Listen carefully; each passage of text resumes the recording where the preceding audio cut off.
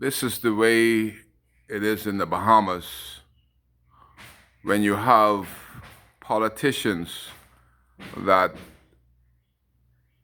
not leaders, they're just thinking about the next general election. And it's evident when the Minister of Immigration gonna announce to the Bahamian people that he is now going into the shelters to see who is illegal from who is not illegal. He announced that to the Bahamian people on Monday or so. But in essence, they already went into the shelter, their people, and told the Haitians that we're going to announce the Bahamians. See, the Haitians got to get the announcement first because all of them in the government, majority of them are of Haitian descent. So their number one allegiance, don't care what position they are. You're up to a minister position, prime minister position, and you're more concerned about illegals rather than your people. That is called lack of leadership. Leaders should be concerned about the next generation, not the next election. And it is evident. In Abaco, I noticed a long time ago, they always make this announcement. They come in their big uniform, their big bus.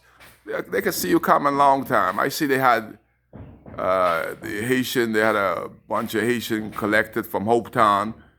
And the Haitian is on their cell phone notifying the rest of the Haitian what is going on.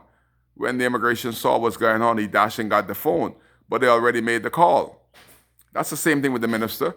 They already made the call to the Haitians to say, look here, I'm announcing to the Bahamian people to try to appease them, but y'all need to get out here before I make the announcement.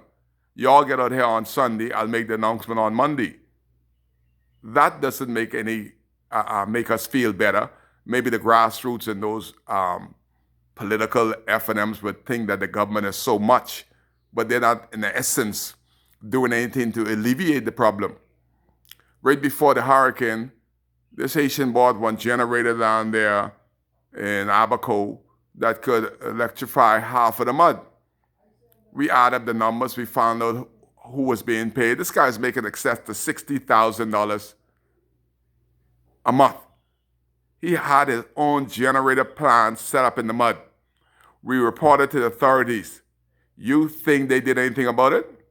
No, the hurricane had to do something about it because everybody is sponging off the Haitian situation. It's slavery by another name. This money in confusion. It is confused and they're getting money, just like the hurricane situation had in Abaco. You think all those persons that flock into Abaco as volunteers give a hell about Abaco or Abaconians? They know that there's money in the confusion. Their job is to get the money.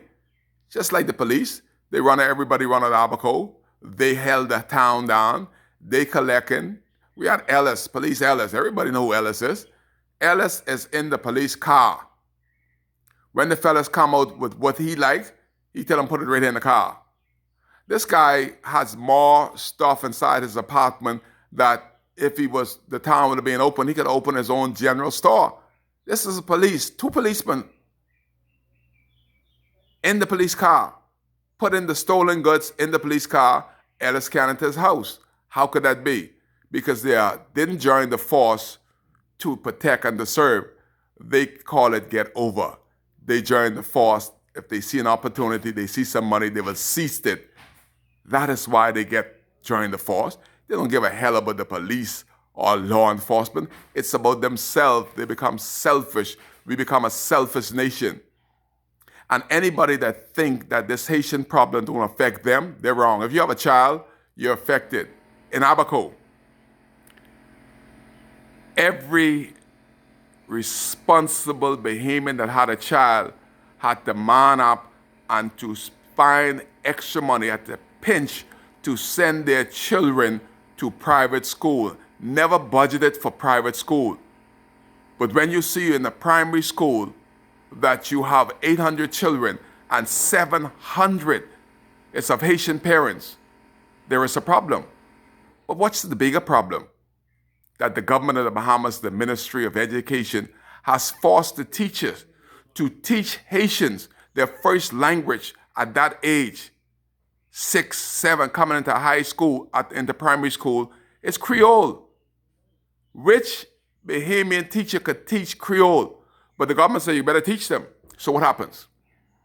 The Bahamian people, children, are left behind because while they're paying attention to the Haitian kids trying to explain to them English, the English-speaking kids are falling to sleep and left behind.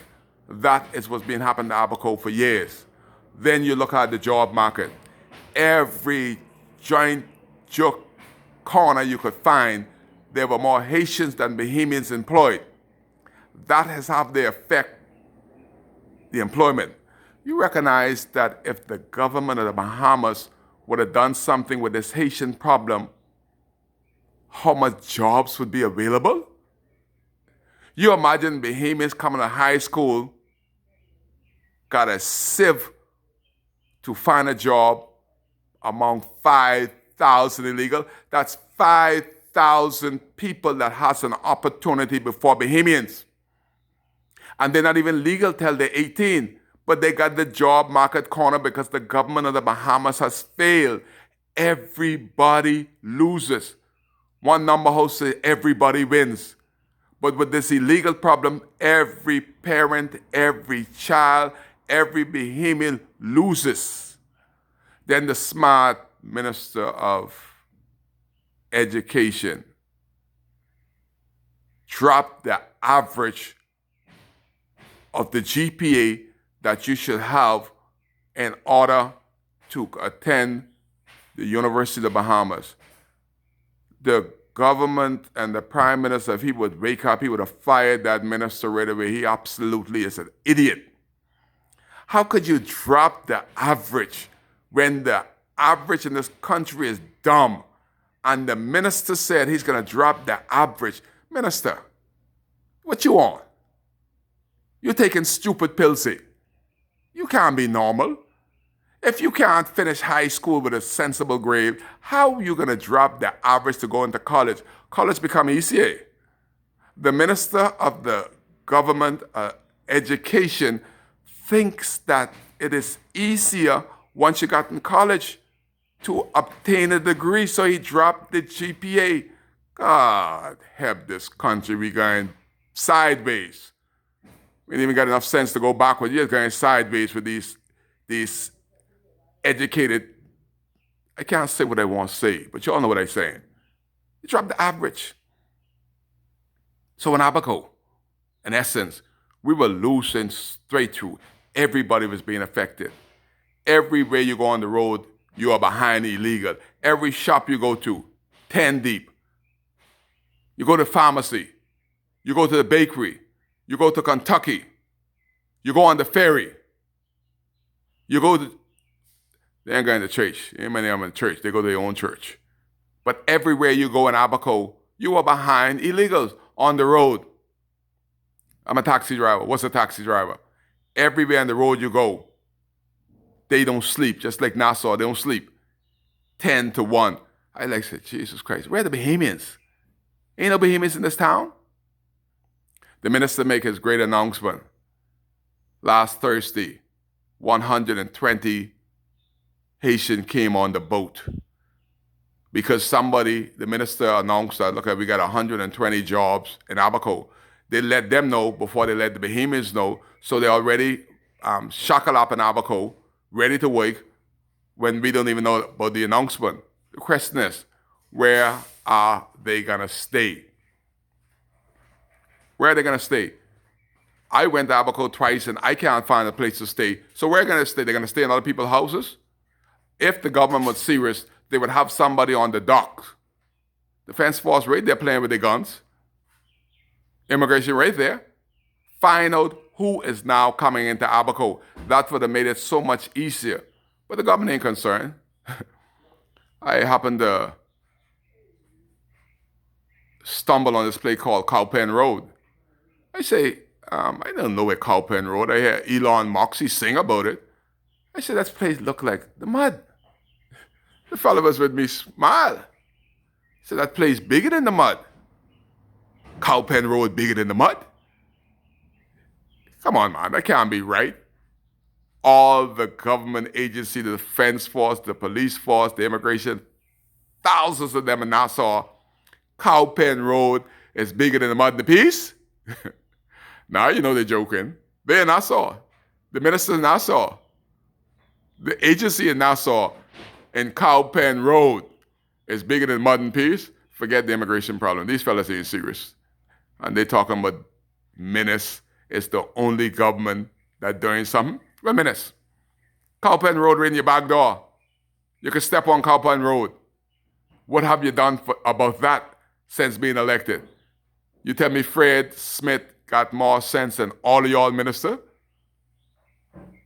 One generation Haitian Fred Mitchell that Yubado's game that big title because that's one of Yubad boys. He got the same mentality, the same background. Yubad must be got Haitian blood in them too because that's all they promoted. North Abaco. How could Darren and James sit at the table and declare that they're going to go to Sandbanks, the farm, the mud and the peas, and clean up them first when I was in Abaco on Sunday, and we still can't get around because the poles, the debris, the car in the street, and the government of the Bahamas once again shoved the Bahamians on the side and say, let's take care of the Haitian community first. You know, they had some hardship. We lost some of them. Let us take care of the Haitian first. The Bahamians need to suck it up until we get to them. Kai, shut up. We'll get to you in another month. We got to make sure that this Haitian community clean up first because, you know, there may be some dead bodies inside there. The smell is there. Well, Minister, we got the same problem in Dundestown. We don't know who's dead in there under debris. The smell is still there. The same concern that you all have for the Haitian, we have that same concern for Dundas Town, Murphy Town, Marsh Harbor proper, Spring City, Central Pines, and you guys have probably announced that we're going to clean up the Shanty Town first. You're all taking stupid pills. You're not acting like normal, rascal Bahamian. You're on something. Maybe you've been in the mud and you smell something. That voodoo got your head all kapunkle up. Take care of Bahamians first in this country. Even after the disaster, we're being pushed aside and being taken care of last in the Bahamas. Kai Care on WCAY while these ministers are taking stupid pills and dealing with the Haitians before they deal with Bahamians. And the Bahamians who got them elected, we stood in the line for 3 to 4 hours to vote for you guys while y'all getting in the mud. Hope you all get some bowl of the mud this time. I hope the mud be there so y'all can spend $20,000 a day with parties in the mud. Kai Care.